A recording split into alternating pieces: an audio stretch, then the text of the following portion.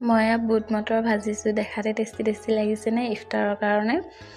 হাই everyone, মই এতিয়া ইফতাৰৰ যা যোগাৰ কাৰণে পাকঘৰলৈ আহিলোঁ। মই ৰাতি আকৌ বুট আৰু মটৰ মিক্স কৰি ভিজাই থৈছিলোঁ, এনেই এক্সট্ৰা কৰি বনাওঁ মই।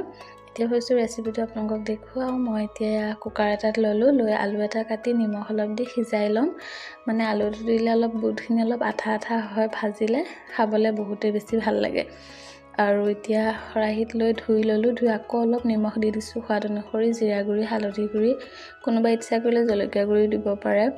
আৰু এনেকৈ পিঁয়াজ, কেঁচা জলকীয়া এইবোৰ দি ভাজি ল'ম, কাৰণ ৰোজা ৰাখি অলপ জ্বলা মুখত লাগিলে ভাল লাগে আৰু।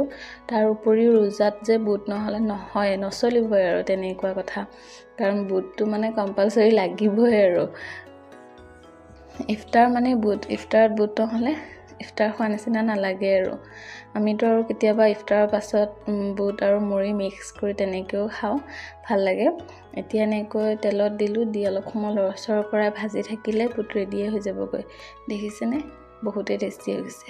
এতিয়া বাকী ইফতাৰো মই বনোৱা হ'লেই, যা যোগাৰ কৰি লৈছোঁ। এতিয়া ইফতাৰৰ সময় হৈছে, আজান দিবহি, ইফতাৰ কৰি লওঁ। আজিলৈ আহিছোঁ, বাই।